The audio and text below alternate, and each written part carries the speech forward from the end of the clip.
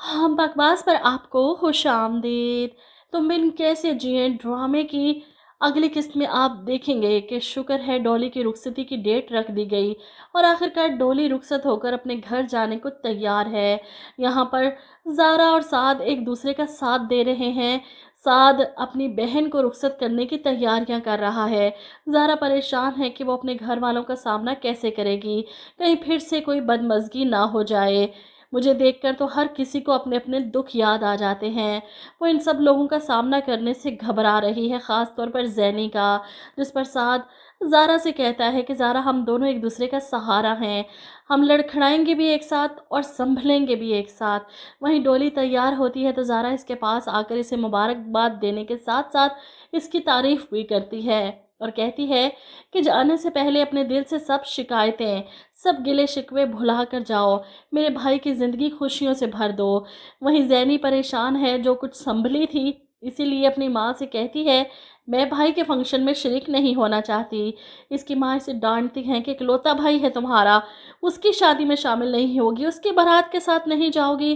जिस पर ज़ैनी कहती है कि अम्मी वहाँ पर ज़ारा और साद होंगे, मैं उन्हें फेस नहीं करना चाहती, मुझे नहीं मिलना उनसे। इसकी माँ समझाती हैं कि बेटा तुम्हारा जाना ज़रूरी है, दुनिया को फेस करो, मेरी बेटी बहादुर है।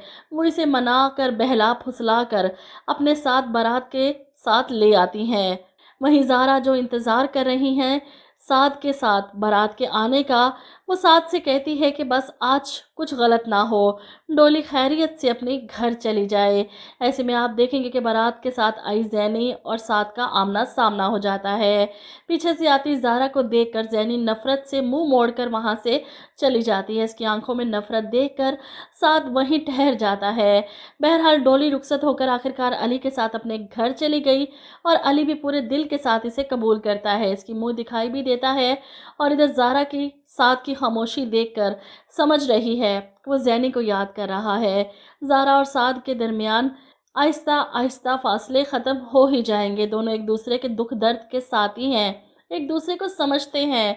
ज़ारा साद से कहती है कि ज़ैनी की आंखों में मैंने तुम्हें खो देने का डर देखा है और तुम्हारी आंखों में भी। तुम्हें ज़ैनी याद आती होगी ना, मुझे भी अदील बहुत याद आते हैं। वहीं दूसरी तरफ आप देखेंगे कि बिरहा की नई दोस्त और इसके कज़न की गाड़ी देखकर फरीदा बेगम की तो आंखें खुली की खुली रह जाती हैं। लड़का भी अच्छा है, क्या पता मेरी दोनों बेटियों में से किसी एक का नसीब खुल जाए। मंगनी मिरहा की दोस्त की है और फरीदा बेगम और माही खूब तैयार हो रही हैं कि अमीरों की मंगनी पर जा रही हैं। अपनों को तो वैसे ही किसी खातिर में नहीं लाती हैं दोनों, गैरों की मंगनी पर आगे बढ़ चढ़कर मुबारकबादें दे रही हैं। मिरहा की दोस्त का कज़न भी इस फंक्शन में मौजूद था। ऐसे में माही जब तन्हा सोफे पर बैठी है तो वो मौका मिलते ही इसकी तरफ बढ़ता है, इसका नाम पूछता है और माही भी पलटकर इस शख्स को देखती है। फरीदा बेगम तो दुआ कर रही होंगी कि काश मेरी बेटी की शादी इसी लड़के से हो जाए। ये दोनों मंगनी के फंक्शन से वापस आती हैं तो घर पर अदील के वालिद इनकी क्लास लेने को तैयार खड़े थे, क्योंकि इनके पीछे से ही इन्हें इनकी बहन का फ़ोन आता है ये कहने के लिए कि भाभी ने तो कोई कसर नहीं छोड़ी थी हमें रुस्वा और जलील करने की, लेकिन मैं फिर भी रिश्तों का मान रखती हूँ, आज भी आपको अपना बड़ा भाई समझती हूँ, इसलिए अली की शादी का इन्विटेशन दे रही हूँ। वरना भाभी ने उस दिन ज़ारा की रुखसती पर आकर जो तमाशा लगाया था, उसके बाद पता नहीं किस दिल से मैं आपको फ़ोन कर रही हूँ। अब सारी बात सुनने के बाद अदील के वालिद को पता चलता है कि उस दिन माँ बेटी किस दौरे पर गई थी, तो वो इन दोनों के आते ही इन पर चिल्लाते हैं, जब तुम्हें पता चल ही गया था कि ज़ारा की शादी साद से हो चुकी है तो वहां जाकर तमाशा लगाने की क्या ज़रूरत थी। ये सुनकर जहां फरीदा बेगम घबरा जाती हैं, वहीं माही भी परेशान हो जाती है कि अब्बा को आखिरकार ये बात पता चल ही गई। फरीदा बेगम तो पहले ही अपने शोहर के गुस्से से खौफजदा थी।